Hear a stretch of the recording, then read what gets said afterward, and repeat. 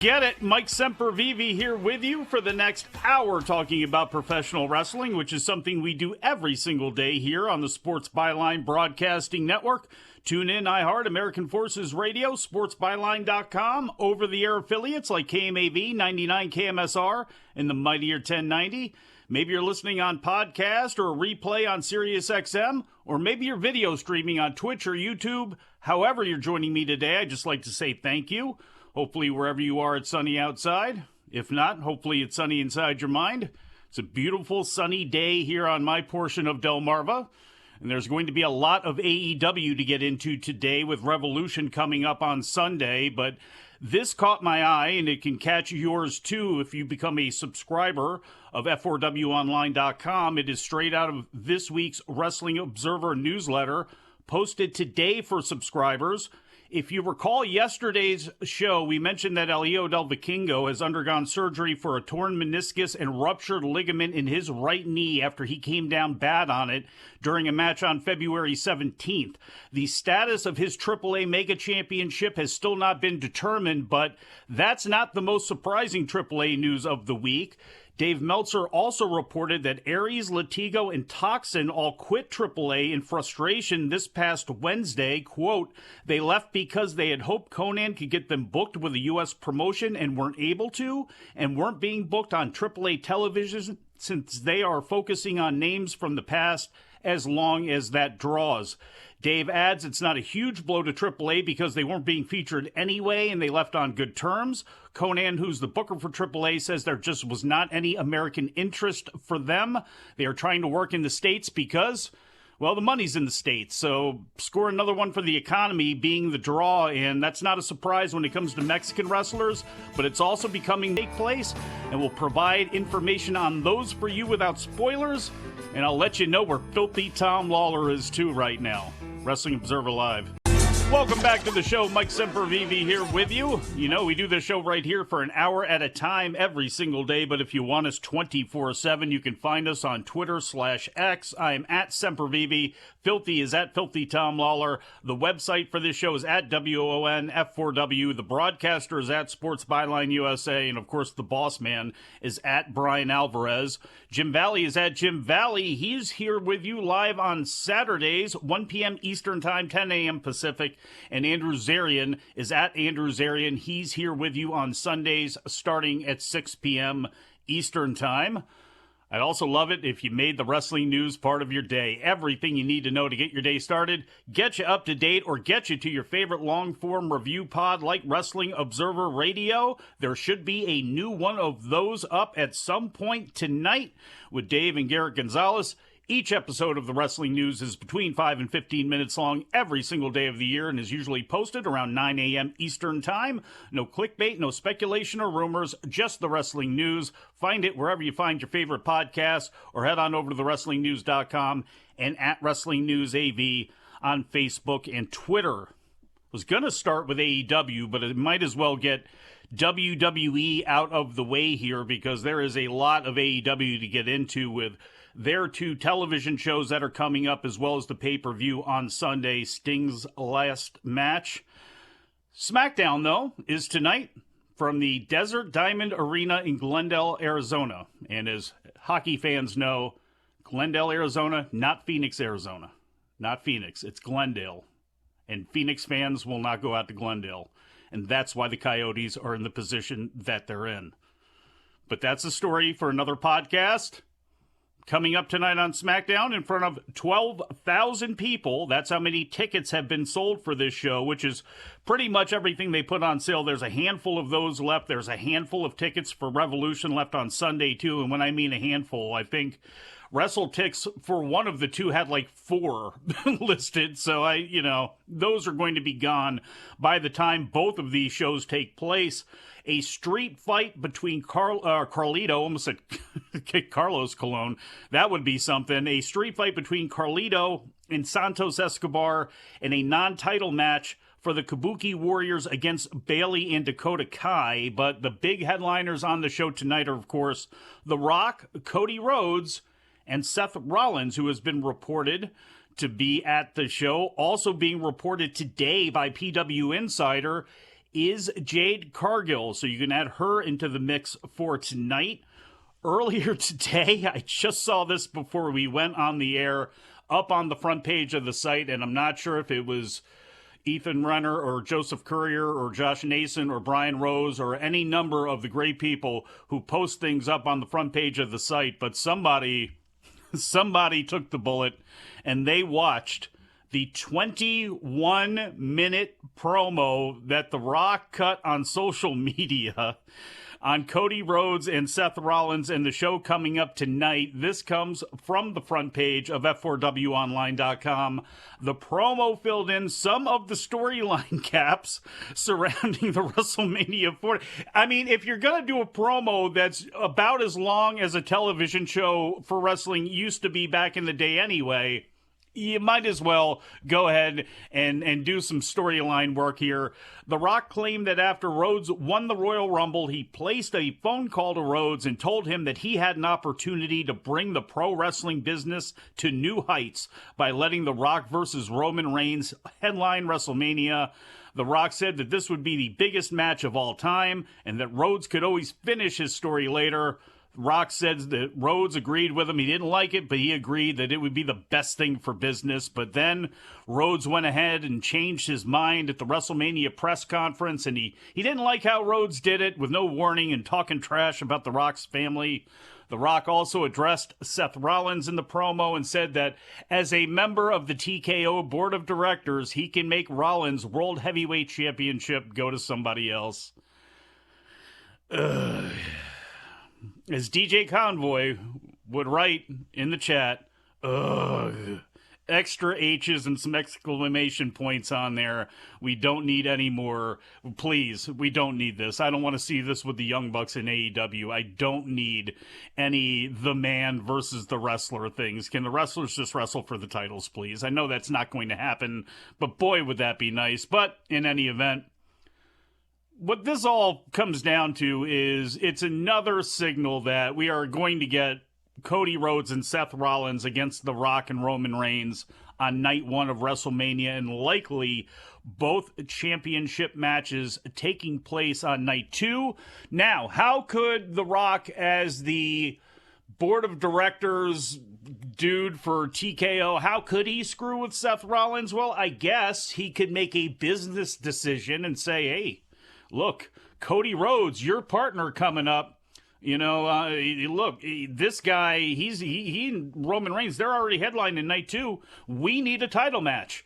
This is best for business. We need a title match for night one. And that could add to Seth Rollins being against the, having a gun held to his head, leading into facing off against Drew McIntyre, which would, again, help Drew McIntyre maybe and give something to poke against Drew McIntyre about, well, The Rock had to gift you, a match on night one after I had already wrestled him in the opener. And that's the other thing. Say you don't do that. Say you have both title matches on night two and you do have this tag match. Do you close WrestleMania with it? I would figure that you do. But could you open with it as well? You could. That's going to be really interesting to me. And it's going to be really interesting to see how much heat Becky Lynch and Rhea Ripley can get behind what they have going on too, because that may be the real main event on night one, but we'll have to see how it goes. One thing is for sure, a lot of people are going to watch tonight's SmackDown. 2 weeks ago, 2.555 million people watched it, and it was the number one show on all of broadcast television for the first time in history. That number was actually down a little bit from the week before that. This past week, it was number 5 on cable at 2.272 million, so figure around 2.4 million tonight. Could it be much higher than that with The Rock and Cody Rhodes and Seth Rollins, all, at least the first two being announced, and then the specter of Seth Rollins possibly coming in? It might be the number one show again for this week when it comes to broadcast television. Not a clue what else was taking place on broadcast television this week, though. I know Vanderpump Rules came back, and I think it's on a Wednesday night, and that can't be good for Dynamite. It can't be good for anything else on cable, since that's probably going to rule the roost here, at least until the season runs out. WWE is also running 2 house shows this weekend under their Road to WrestleMania banner. Saturday, they're going to be in Bakersfield, California at Mechanics Bank Arena, and then on Sunday at the Acrisure Center in Palm Beach, Florida. So there you go. An update on a possible somebody that WWE fans, who are also fans of Japanese wrestling, would hope would end up there. Kazuchika Okada, well, Fightful Select is reporting that former 7-time IWGP heavyweight champion Kazuchika Okada is officially headed for All Elite Wrestling. Okada is reportedly expected to debut on the next edition of AEW Dynamite on March 6th in Duluth, Georgia, about an hour north of Atlanta. His contract with New Japan officially ran out at the end of January, but he stayed working for the company through last Saturday's New Beginning in Sapporo event. He was with New Japan for nearly 17 years. A long run for Kazuchika Okada, and he is still, by wrestling terms, I don't know about his physical condition, but certainly when it comes to his age, still a relatively young guy. Certainly doesn't look like he's lost anything. He's changed his style a little bit in the ring. Really was a hell of a heel last year for New Japan, and a hell of a heel for all of Japanese wrestling. Him and Kento Miyahara, they were all fantastic in their roles as being crustier veterans last year over in Japan. We'll see what happens here in the States. Tony Khan did tease during the press conference yesterday that something big was going to happen on March 6th. So there you go. A week after that, Sasha Banks is scheduled to debut. Got a lot more to get into. We'll be back. Wrestling Observer Live. Sempervive. No Filthy Tom Lawlor, no Bryan Alvarez, just me here on Wrestling Observer Live. Ended that last segment talking about Kazuchika Okada. If Okada does end up on March 6th in AEW, I don't think in his time there he will be wrestling Miro anytime soon. Miro's injured. And today he was wondering why Tony Khan was not aware of that.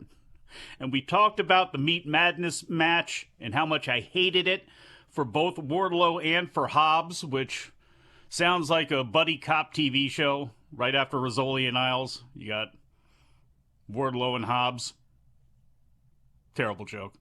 Doesn't matter. That was a terrible joke of a match. I'm not sure how this scramble's going to be, but I do like the scramble idea, I guess, a little bit more than the Meat Madness match for Wardlow and for Hobbs, who are both in there.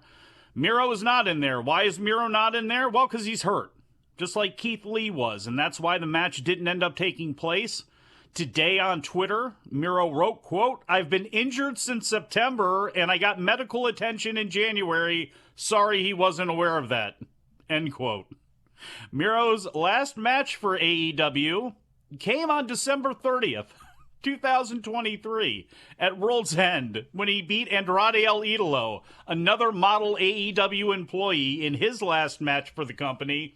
Miro also wrestled one match each in September, October, and November, so I don't know exactly when he was hurt. And I will just say that, remember all that stuff Bryan said yesterday that some of you got upset over when it came to AEW and us talking about it? Well, here you go. Not a whole lot of good that comes from this optically, on either side of the ledger, I don't believe. And other things that probably look bad in written form, if nothing else, QT Marshall appeared on a Bill Apter podcast and talked about his return to AEW, and this reminded me of the Young Bucks.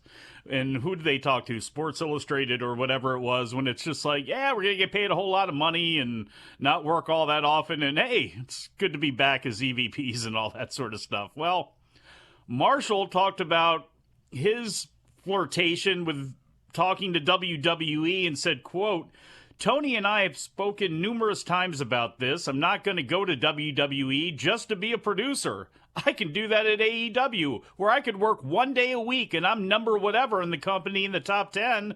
Whereas if I go to WWE, I start at the bottom, I make less money, I'm on the road more. The only perk is that I get to be with my friend Cody. You know what I mean?"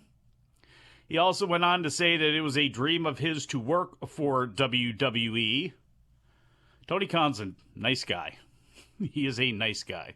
Yeah, sure, go out and see if they'll let you wrestle and everything. And they didn't, and I don't know why QT would have thought that they would. I don't know. Maybe he saw a hole that he could punch through on NXT Level Up. I don't know. And I'm not insulting him at all either. They just brought back Ty Dillinger, a.k.a. Sean Spears. I don't know if they're going to have the spot for you, QT, and obviously they didn't. And he thought it was a better move to go back to AEW, but it's to me how this kind of comes across where it's like, I mean, I get it. I get that one of the perks of working at AEW is it is a much less demanding schedule. You get to spend a whole lot more time with your family. You get a chance to heal up. You get a chance to do other things. It feels as though it just is like, keeps getting like, it's like ground back in his face of, yeah, and I don't know how it comes across. It has stopped coming across as it being like a great benefit, and it's almost come across as almost, I don't know, it just seems to be like, yeah, I can work one day a week, get paid a whole lot of money, that's why I'm here. I don't know, it just comes across poorly. And again, I have not heard this, I'm only going off of the transcript from it, so it may not be that bad. But at least when it's put on paper, especially coming after the Miro thing or before it or wherever, certainly next to it, it just doesn't look very good. But AEW Rampage tonight, taped last Saturday night after Collision at the Great Southern Bank Arena in Springfield, Missouri. No spoilers for either this or Collision, which was also taped this past Wednesday night. But on Rampage, Claudio against Rugido. Six-man tag team match, Lance Archer and the Righteous against Anaya, Luke Langley, and Vaught. Riho against Trish Adora in an all-star 8-man scramble qualifying match, Magnus against Matt Sydal. This is Magnus from CMLL. If you missed this past Wednesday's, I believe it was Thursday morning's Wrestling Observer Radio, for a moment there, Big Boss Man Bryan Alvarez had a flashback to old TNA and the old Team International, Team UK, and Brutus Magnus, and he was wondering why Nick Aldis was going to be showing up in a scramble match for AEW. No, it is actually the Mexican Magnus that is the person in question. AEW Collision, as I mentioned, taped this past Wednesday after Dynamite at the Probst Arena in Huntsville, Alabama. It's going to be the Von Braun Civic Center to me. I mean, that's what it's always going to be. If there's a show in Huntsville, doesn't matter where it is, it's the Von Braun Civic Center. All-Star 8-man scramble 3-way qualifying match, Penta against Brian Keith against Dante Martin. 6-man tag team match, Anthony Bowens, Austin Gunn, and Max Caster against the Dark Order's Alex Reynolds, Evil Uno, and John Silver. 8-man tag team match, Brian Cage, Roderick Strong, Christian Cage, and Killswitch, with, assumingly, Matt Taven, Mike Bennett, Nick Wayne, Prince Nana, and Shayna Wayne, all at ringside against Orange Cassidy, Trent Beretta, Daniel Garcia, and Hook. Christopher Daniels and Matt Sydal against Private Party, Thunder Rosa against Cassandra Golden, and Mariah May against Angelica Risk. That brings us to AEW Revolution on Sunday. Actually, you know what? Before we even get into AEW Revolution, I'll save that for the last long segment of the show. I'll let you know right now where Filthy Tom Lawlor is. He's in New York City. MLW Intimidation Games was held last night at the Melrose Ballroom in Queens. Aired on Triller TV. MSL's World Titan Federation team of Filthy Tom Lawlor and Davey Boy Smith, Jr., that is. Again, would be an amazing feat if Filthy Tom teamed with the elder Davey Boy Smith. They together won the MLW World Tag Team title, knocking off the Second Gear Crew, One Called Manders, Matthew Justice. I'm not going to say that it was what you would expect, because God knows with those four guys what you could be thinking right now as far as a match goes, but very, very hard-hitting. WTF got the heat on Manders for most of the match, cutting off the ring as he tried to tag Justice, who eventually did, obviously, because, you know, they're the baby faces and all. They ended up getting that tag. But there was at one point towards the end of the match where You know, maybe it's too much time spent in Japan. Filthy went full House of Torture, and he dragged the ref by the legs and apparently pulled him out of the ring so hard that the ref actually took a bump where his head hit back against the guardrail. That happened after Manders and Justice hit the big deal, the spear lariat combination on Davey Boy. The ref went over to count the pin, but he didn't really go near the guys. He was way over by the ropes, and that's why Filthy was able to grab him like that. You know what? The referee probably deserved it for being so far out of position. How can you see the shoulders if you're that far over where Filthy Tom on the floor can pull your sorry butt out of the ring? He got what he deserved right there. Second Gear Crew, at that point, went out to get a table, which the fans chanted for because that's what fans do. You know what? You want to complain about what fans, booing Maxine and all that sort of stuff? How about taking fans to task for chanting for tables, okay? That's one thing you could do. There's plenty of things. Saying what? Chanting that? That's another thing you could do. One guy possibly, maybe booing Maxine. I guess it was. Who cares? Anyway. Second Gear Crew went out, got that table, set it up in the ring. Manders then lifted Tom on top of his shoulders, and Justice jumped off the top rope, delivered a tornado DDT to Tom through the table. Looked like it was no fun to take, but since Filthy is a god of war, he kicked out at 2. Sure, he thought about kicking out at 1, but he just didn't want to embarrass the man. MSL then interfered. He because he was beat up by Manders, actually came to the ring in a jogging outfit, pulled down all the chest hair out, a neck brace, and a motorcycle helmet, straight out of 1966. As he interfered and the referee was distracted, Davey Boy then clocked Manders in the head with that motorcycle helmet, and Filthy got the pin to win the titles. Very sports entertainment from the World Titan Federation, and Filthy Tom Lawlor, just like the rest of the World Titan Federation, just better and more vascular than the others. You know what the fans were also chanting at Tom, too? And this apparently was in a clip or a pre-tape that they did. Something in the bathroom, I guess, because as Tom came out, the fans were chanting, "Wash your hands." I thought they were chanting "wash your hair." I had to ask him. No, they were chanting "wash your hands." So I didn't see what that was, but if you fast forward right to the match like I did, so you could be prepared for a show like this, well, there you go. Got to see the rest of the show. Satoshi Kojima held on to the MLW World Heavyweight title, defeating Minoru Suzuki. I'd like to see that match. Matt Riddle, I believe, made the first defense of the New Japan World Television title, defeating Bad Dude Tito, who's aligned with TMDK in New Japan. And Mystico defeated Rocky Romero to win the MLW World Middleweight title. Get into AEW Revolution, Sting's final match, when we get back from break. Wrestling Observer Live. So Mike Sempervive here with you, Wrestling Observer Live. AEW Revolution, Sunday, pay-per-view, Greensboro Coliseum, Greensboro, North Carolina. The Mecca for Jim Crockett Promotions for many, many years. Last year's Revolution on March 5th was recently named the Wrestling Observer Newsletter's Show of the Year. AEW is coming off possibly its worst pay-per-view output of all time with World's End, which took place on December 30th. Although, Dave noted in the newsletter this week that the final World's End pay-per-view number was up 7.1% on television from Full Gear. So that would now indicate an estimate of about 141,000 buys. The odds of AEW doing well on pay-per-view are always plus money, no matter the card, no matter the build, no matter anything. This show, I believe, will not only be no different, I believe it will do better. I don't have the record in front of me.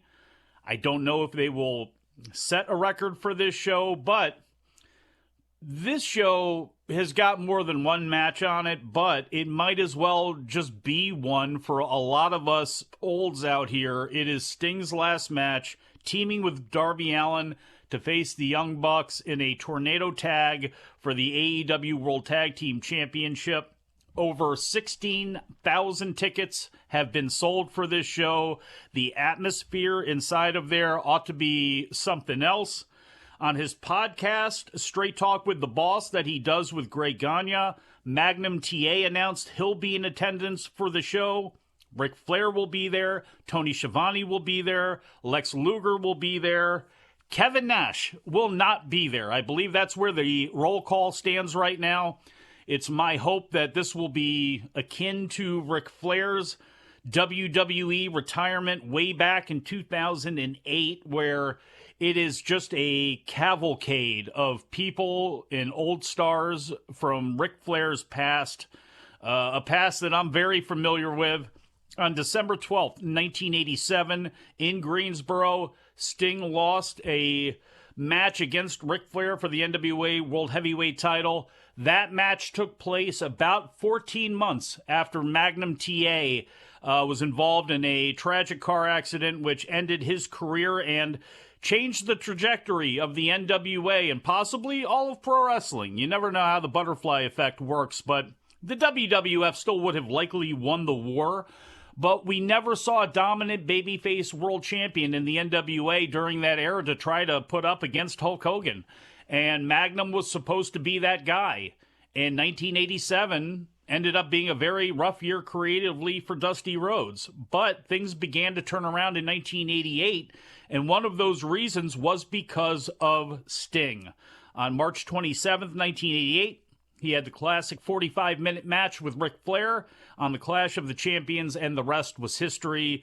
One of the most iconic wrestlers in the history of WCW. In fact, the most iconic wrestler in the history of WCW, bar none. There is nobody else. Whether you look at that era from 1988, late 88, early 89, after the Jim Crockett sold to Turner, or if you look at it from the actual renaming of the company from WCW in 1991, no matter how you cut it, no matter who you include, whether it's Ric Flair or Hulk Hogan or the NWO or anybody else, Sting is the person most associated with WCW, which for a long time worked against him when it came to his legacy.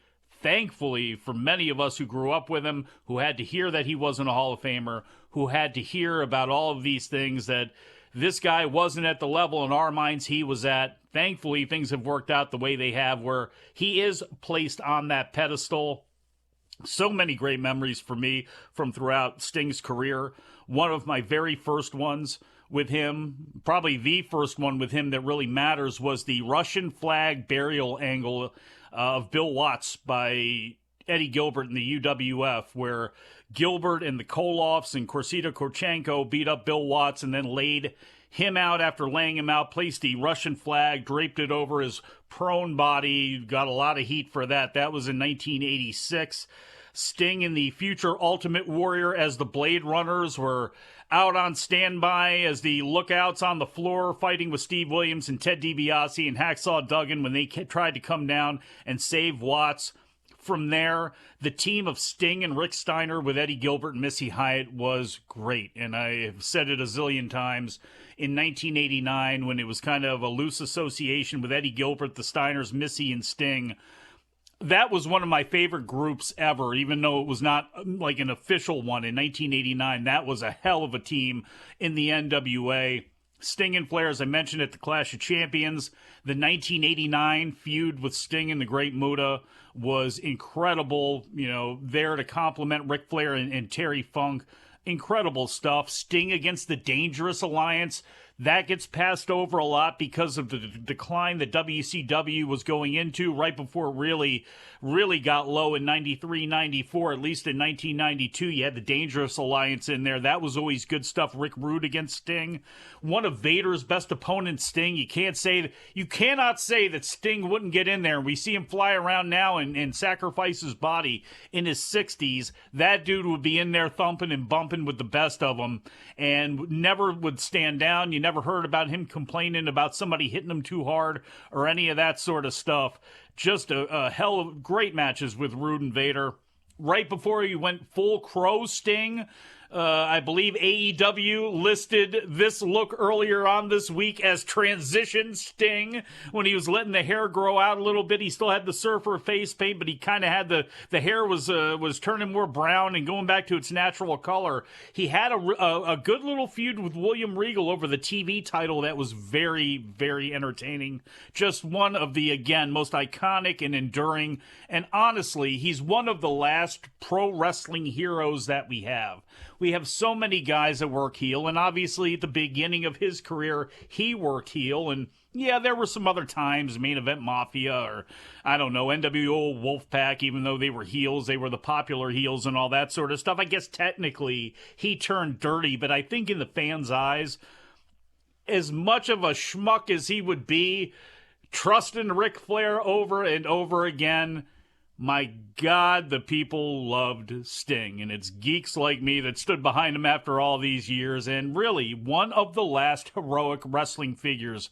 We see Hangman Adam Page right now going dirty. I never really thought that would happen at the beginning of AEW. I thought he would actually kind of be their John Wayne forever, although he's never really worked heel before. Now would be a good time to do it when they're all cheering the guy that cut a promo over your baby. I guess it would be the time to turn heel, but Sting never really went back to it. And even when he did, people didn't care. They still loved that dude. So I hope, as I mentioned yesterday, it is Sting and Darby Allin who get the victory and they lay those belts down, with the Young Bucks then being in a tournament, and you can build towards FTR and the Young Bucks. Another thing that you could do, obviously, Young Bucks defeat under... Again, you could bring somebody in. You could have Adam Page if you're going to do an all-heel elite group because Omega's gone. You could do that. You could have Page come out at the end. You know, Virginia Guy, this is a guy who grew up on Sting. He causes it. They all try to beat him down afterwards and ruin everything. FTR and whoever comes out makes the save. And then that takes you to FTR and to the Young Bucks, because with the way that FTR is getting treated right now, I mean, they couldn't be any further down kind of on the depth chart the way things are going. So, you know, bring them back up again. A lot of people don't think that they've seen the Ultimate Young Bucks FTR match yet. They don't believe they've seen the best feud between the two best teams in the company. They don't think they've really gotten that great of a feud yet. Well, I guess this could be another chance to do it. And again, if you're going to have the Young Bucks go out and beat Sting and go out and beat Darby Allin, I'd like to see them get some comeuppance for it tonight, and then have that continue on and give them some comeuppance as we go along. Three-way for the AEW World Title: Samoa Joe against Hangman Adam Page, Swerve Strickland. I want to keep the title on Samoa Joe. I don't know what the prevailing feelings are out there about this match and what people believe. I know a lot of people want to see Swerve Strickland be the champion. I'm not against Swerve Strickland being the champion. I just don't think we're done with Page and Swerve quite yet. And I think we need to have a situation, because again, Swerve cut the promo on Wednesday where I'm so crazy. I beat up an 18-year-old at his house. I'm so crazy I broke into another man's house and cut a promo over his baby, and Paige is just standing there like that. That too much dialogue. That should have been the point where he took the crutch and beat him over the head with it. You know, he's a justified heel here. Listen to this guy. Listen to him talk. They didn't decide to go ahead and do that, but I don't think that things are over for them yet. And I think that's okay, because I'd like to see Samoa Joe continue on with that championship. International title, Orange Cassidy against Roderick Strong.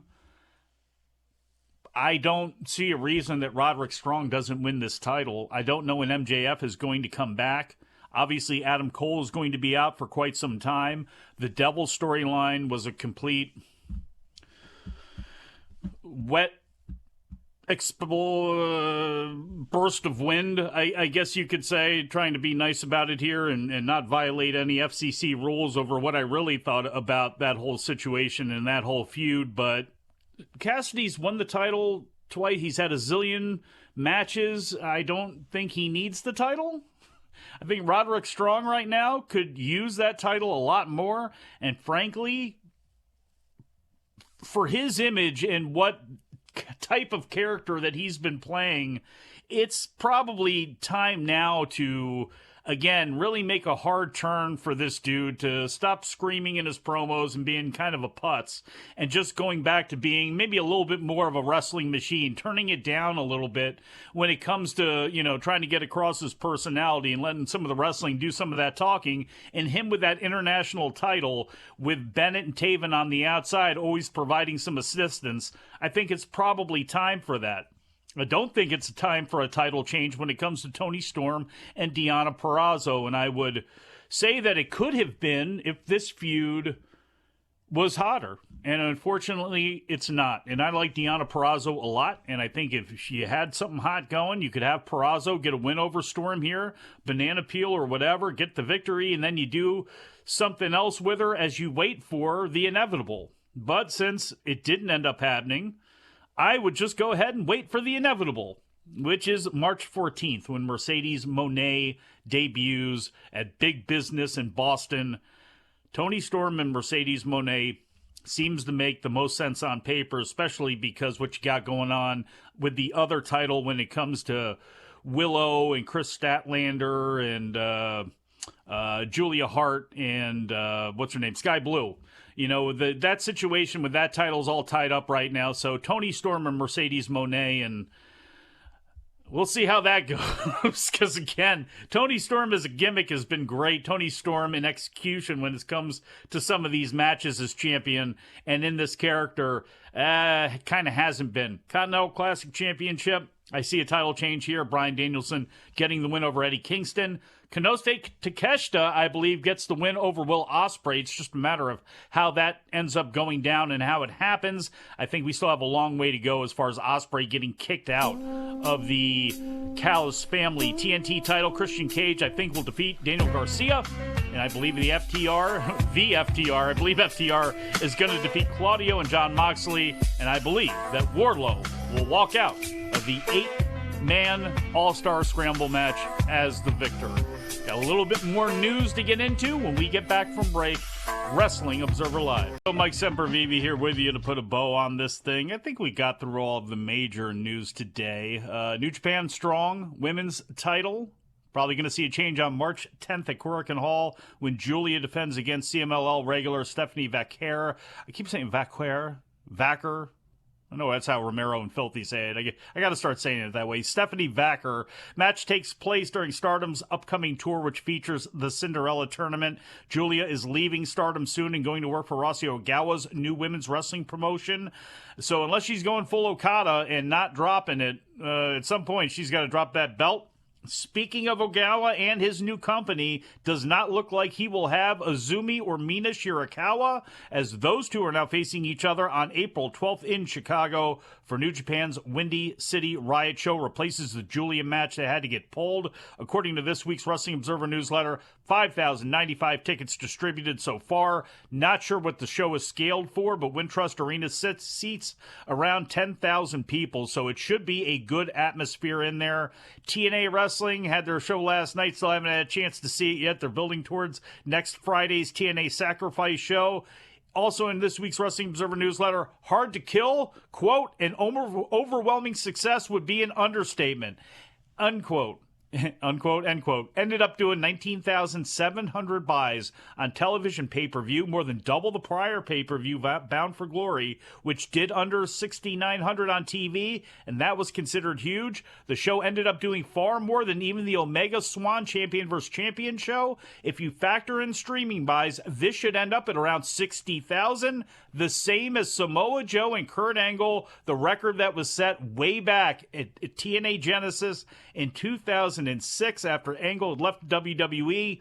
In one rural-based company, Dave notes, TNA actually beat AEW World's End. Now, this is not translated into any more ticket sales so far from what's been seen from TNA, but the name change going back to it, damned if it didn't go ahead and work. A lot of other wrestling taking place across the world. WXW in Germany, Progress Wrestling over in the UK. The NWA's got a show on Triller this weekend. A whole bunch of stuff coming up. House of Glory, ton of stuff, but we don't have time for all of it. Thank you, Producer Daniel. Thank you, Producer John. And thank you all out there for listening and watching. We shall talk to you again after a while.